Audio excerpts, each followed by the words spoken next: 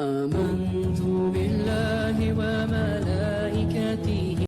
Orang kata apa? Meriwayatkan hadis. Imam Malik ni dia, orang kata apa? Dia bukan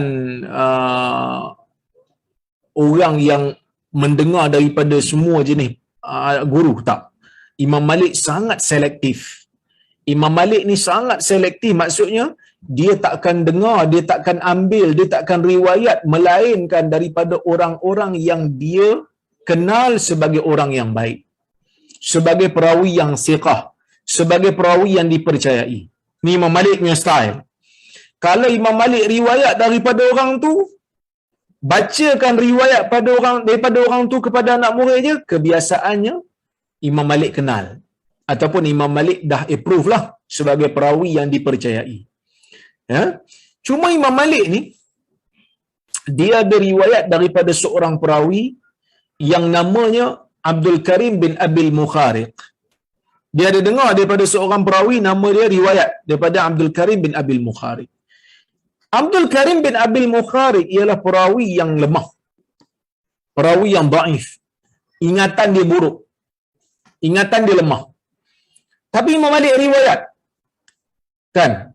Bila Imam Malik riwayat, adakah bermakna Imam Malik terima riwayat dia? Imam Malik mula-mula sangka baik kat dia. Tapi setelah Imam Malik riwayat hadis daripada dia banyak, barulah Imam Malik apa ni orang kata? Imam Malik sedar yang dia ni perawi yang dhaif. Akhirnya Imam Malik kata, gharrani kasratu bukaihi fil masjid. Perangai dia yang suka menangis di masjid menjadikan aku terpedaya. Bukan dia nak memperdayakan Imam Malik, dah. Dia ni orang baik, selalu menangis dekat masjid. Menangis ni maksudnya muhasabah, selalu duk ingat dosa dia. Dia orang baik, dia orang saleh. Tapi dalam bab hadis ni dia tak berapa nak kuat. Yang dalam bab hadis ni dia tak berapa nak kukuh ingatan dia, sehingga kalau dia baca hadis, hadis yang dia baca tu tersalah, hadis yang dia baca tu tersilap. Maka Imam Malik akhirnya meninggalkan riwayat Abdul Karim bin Abil Mukhariq. Dia tinggalkan terus riwayat Abdul Karim bin Abil Mukhariq kerana dia tu lemah. Kan ada je orang-orang yang baik yang ulama hadis tinggal riwayat mereka. Kenapa Imam Malik tinggal riwayat mereka? Imam Malik tinggalkan riwayat mereka disebabkan kerana mereka bukan ahli dalam hadis. Imam Malik sendiri menyebutkan, dia kata, adraktu fi inda hadhihi al-asatin salasin. Aku bertemu di tiang-tiang Masjid Nabawi di zaman Imam Malik itu ada 30 orang perawi yang mereka kata apa? Kullu ahadin minhum yaqul qala Rasulullah. Setiap daripada mereka menyebutkan Nabi bersabda. Fama aqatu minhum syai'a. Tapi aku tak ambil seorang pun, aku tak ambil hadis daripada seorang pun di kalangan mereka. Aku tak ambil pun hadis-hadis mereka. Wa inna ahadahum law itumina ala baiti malil muslimin lakana amina. Yang mana setiap daripada mereka ini, kalau disuruh untuk jaga baitul mal orang Islam, kalau suruh jaga harta-harta orang Islam, lakana amina, mereka akan amanah. Kerana mereka ni bukan orang jahat, mereka orang baik.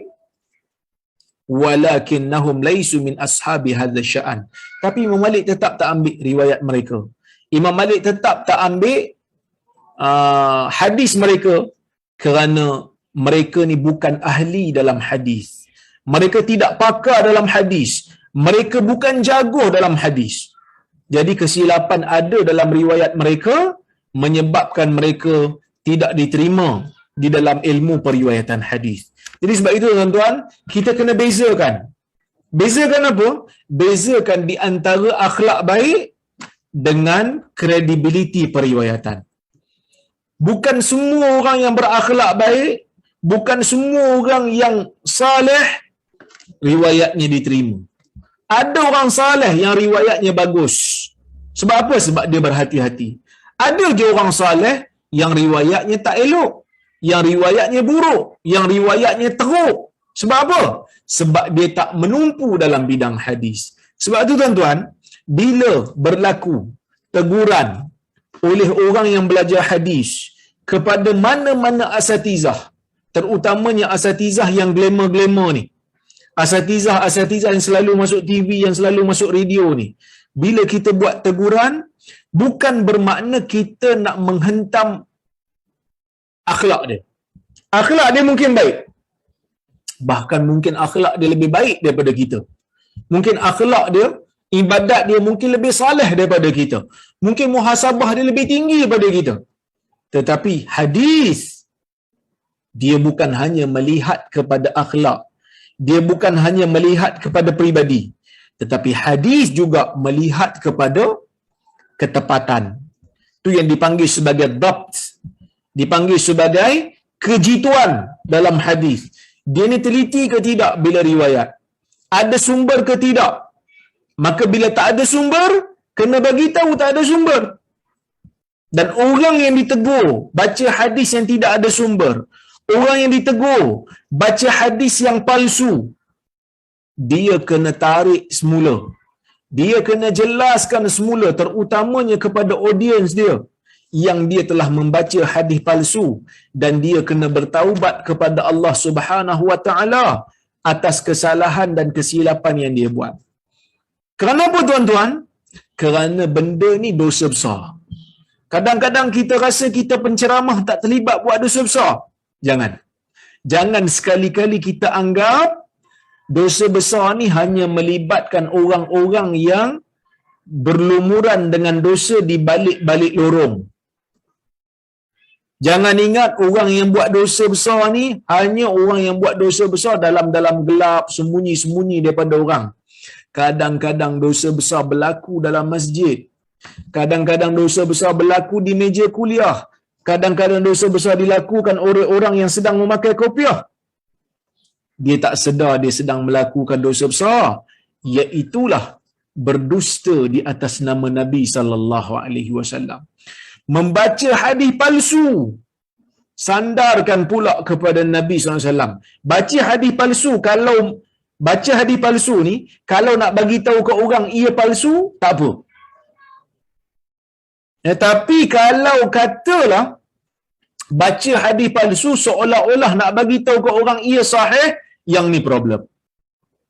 Yang ni memang problem, tak boleh. Kerana hadis palsu ni bohong di atas nama Nabi. Ya, siapa-siapa yang kata alah palsu pun, kita yang penting tu pengajaran daripada hadis tu, kita kata tak boleh. Sesuatu yang jahat tidak boleh melahirkan benda yang baik. Bohong atas nama Nabi tu jahat. Kita tak boleh kata yang penting tu pengajaran. Cuba kita bayangkan, kalaulah kita ni dengar satu ceramah, tiba-tiba satu orang tu buat cerita fitnah guna nama bapa kita, guna nama mak kita. Kita pun marah kat orang yang menceramah ni. Apa ni guna nama mak saya, guna nama ayah saya cerita bohong. Tiba-tiba lepas kuliah kita jumpa dia. Ustaz tadi buat cerita pasal mak dengan ayah saya. Ustaz bohong ni. Mak dengan ayah saya tak macam tu pun. Kenapa Ustaz bohong? Dia kata yang penting tu kan pengajaran dia. Bukan yang penting tu nama tu. Lantaklah saya nak reka apa pun, guna nama mak awak, guna nama ayah awak. Suka hati saya lah. Yang penting pengajaran tu yang saya sampaikan. Awak tak nampak kata dalam ceramah saya ramai orang menangis. Ini kejayaan untuk saya. Agak-agak kita boleh terima tak? Ustaz yang cakap macam ni. Kita tak boleh terima. Walaupun dia hanya guna nama mak kita, nama ayah kita yang bukan sumber pada agama ni. Mak ayah kita bukan sumber agama. Mak apa yang mak ayah kita buat, tak wajib untuk orang lain ikut. Sebab dia bukan Nabi. Mereka ni bukan Nabi. Tapi tetap kita tak reda bila orang tipu guna nama mak ayah kita. Cuba bayangkan orang yang menipu guna nama Nabi SAW. Dan ada pula orang yang pergi sokong. Tak apa Ustaz, saya sokong Ustaz. Ustaz lah singa ahli sunnah wal jamaah. Sedangkan baca hadis palsu umpamanya. Ini bukan singa ahli sunnah wal jamaah. Ini baca hadis palsu. Maka sebab itu bila kita nak membela seseorang, pastikan apa yang kita bela itu adalah benda yang benar. Kerana kita bimbang, bila kita membela, kita bukan bela di atas kebenaran, tapi kita bela di atas kebohongan, pembohongan. Kita bimbang, kita bela orang di atas pembohongan, di atas nama Nabi SAW. Benda ni bahaya, tuan-tuan. Orang yang baca hadis palsu pun masalah. Orang yang membela orang lain baca hadis palsu pun bermasalah. Ya, jadi sebab itu kita kena disiplin, kita kena hati-hati. Sayang dekat Nabi memang ada dalam jiwa setiap orang Islam. Tetapi macam mana kita nak manifestasikan sayang itu?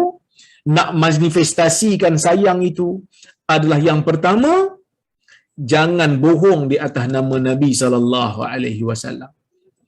Ini benda yang sangat penting. Yang mana yang sahih, silakan beramal. Tak ada siapa pun nak marah. Tak ada siapa pun nak halang. Tapi, kalau hadis tu hadis palsu, kalau hadis tu hadis yang memang bohong, yang tidak ada asal, cari dalam kitab hadis tak jumpa, yang ni bahaya, tuan-tuan. Dan yang kedua, tak pasti jangan kongsi. Semak sebelum sebar. Tak pasti jangan kongsi. Sebab Nabi SAW kata, man kafa bil mar'i kadhiban ay yuhadditha bi kulli ma sami. Cukuplah salah seorang daripada kamu ini, cukuplah bagi seseorang individu itu berbohong apabila dia menyampaikan semua benda yang dia dengar. Semua benda yang dia dengar, dia sampaikan.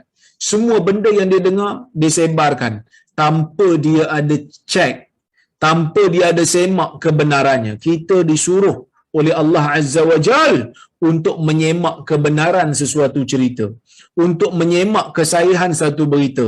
Seperti mana firman Allah Subhanahu wa taala yang bermaksud yang berbunyi, in ja'akum fasiqun binaba'in fatabayyanu an tusibu qauman bijahalatin fatusbihu ala ma fa'altum nadimin. Yang bermaksud, jika datang kepada kamu orang fasik membawa berita, maka hendaklah kamu semak kebenarannya. Supaya nanti kamu tidak akan menimpakan orang-orang yang tidak berdosa dengan kejahilan, dan kamu akan jadi orang yang menyesal atas apa yang kamu lakukan. Jadi sebab Alif Lam Ra, tilka ayatul kitabil mubin, inna